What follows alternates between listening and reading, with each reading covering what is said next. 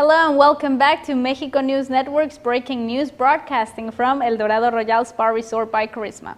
Now stay informed 24/7 with more information on Mexico and the world by logging on to our website on www.mexiconewsnetwork.com, and do not forget also to follow us on social networks on Facebook, Twitter, as well as Google+. Now let's continue with more information. Google is building in Northeast Alabama a new data center on the site of an old coal-fired power plant. The plant, known as Widows Creek, is closing by the month of October thanks to tightening pollution rules. In its place, Google plans on building a $600 million server farm on a 350 acres of land that will eventually be powered by 100% renewable energy. Patrick Gammons, Google's senior manager for data center energy, said in a blog post on Wednesday that decades of investment should not go to waste only because the site has closed.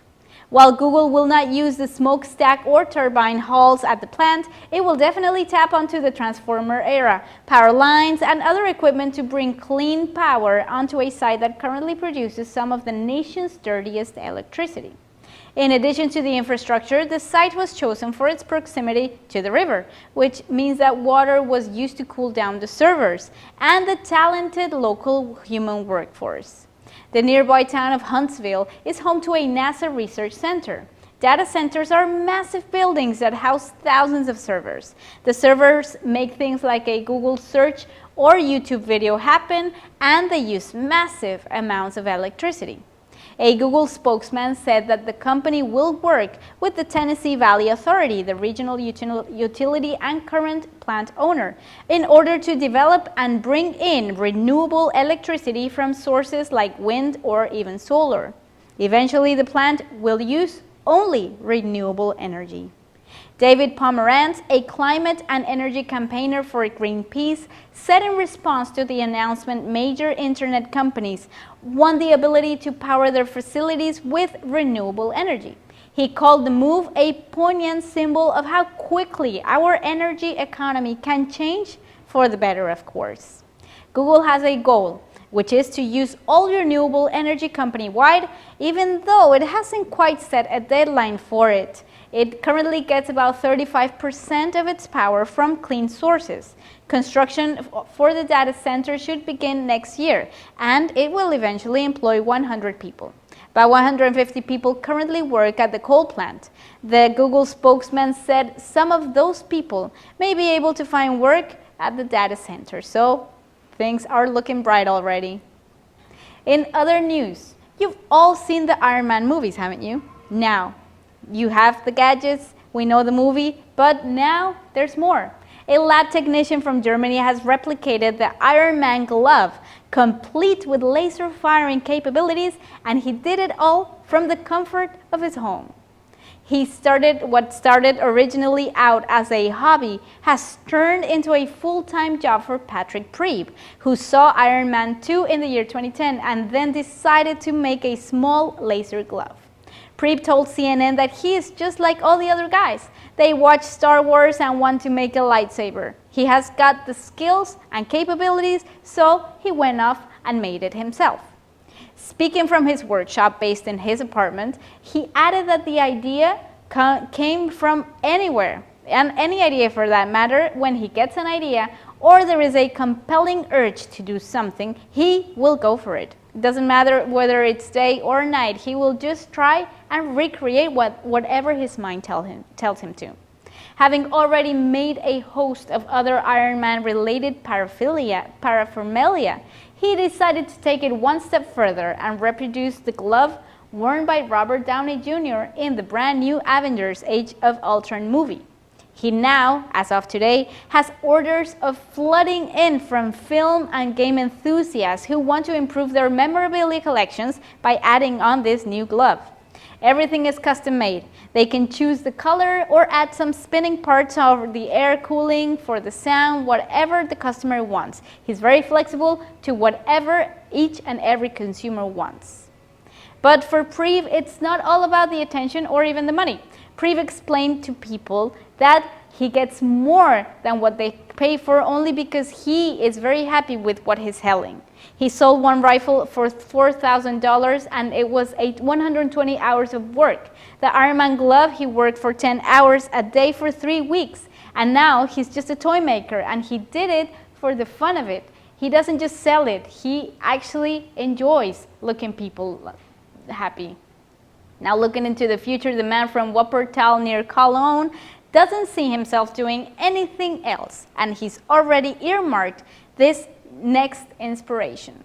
He has also made a laser gun inspired by the popular video game League of Legends. It was evidently very good because its creator, Riot Games, bought it from him.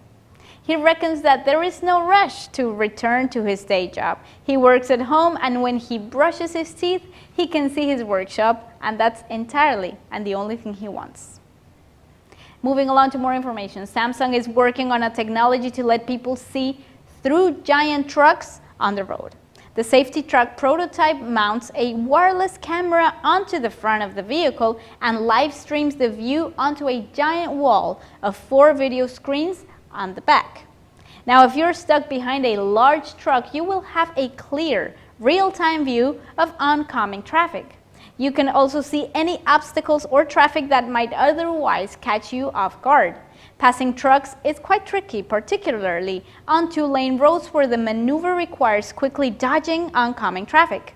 Samsung thinks this technology can save lives by reducing accidents by consumers being able to see what's in front of them. Now, this is not the first time someone has attempted to make a transparent car with cameras. In Japan, researchers used mirrors and cameras to make a Toyota Prius see-through. Jaguar is also working on a system that will use cameras to give drivers a 360-degree view of what is outside of the car, projecting it inside to compensate for blind spots, of course. Now, you will not see Samsung's high-tech rigs on the streets anytime soon. The project is still on the early prototype phase. Samsung tested it with one truck in Argentina, even though it is no longer on the road.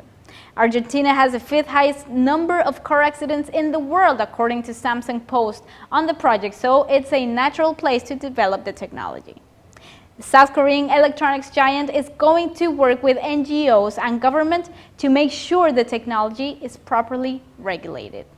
In other news, Lexus revealed on Tuesday a 30-second teaser that included a real-life functional hoverboard very similar to the one that Marty McFly used in 1989's Back to the Future Part 2 movie.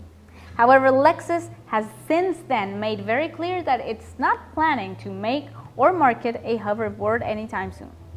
Lexus unveiled the hoverboard on a promotional ad called Slide, showing the board seemingly hovering over a skateboard park. However, before your heart takes flight, Lexus pointed out that while the hoverboard in the ad does levitate, you will not be able to buy one anytime soon, since the board uses a magnetic levitation to achieve amazing frictionless movement, along with liquid nitrogen-cooled superconducts and permanent magnets. But since concrete is not magnetic, it's highly unlikely that the board acts as if it does in the ad. The company also did not create the board, but collaborated with world-leading experts in superconductive technology. This is to showcase the creativity and innovation of the Lexus brand.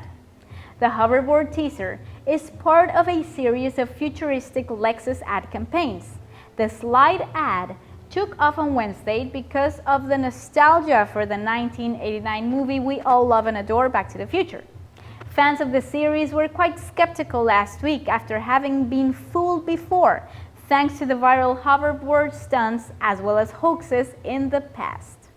The Back to the Future trilogy is a very popular film series beloved by thousands and millions of fans that has totaled nearly $1 billion at the box offices. In the 1989 Universal sequel, Marty and his time-traveling companion Doc Brown travel to a 2015 version of the fictional California town, Hill Valley. In his future, there are hoverboards, self-lancing shoes, and many other things.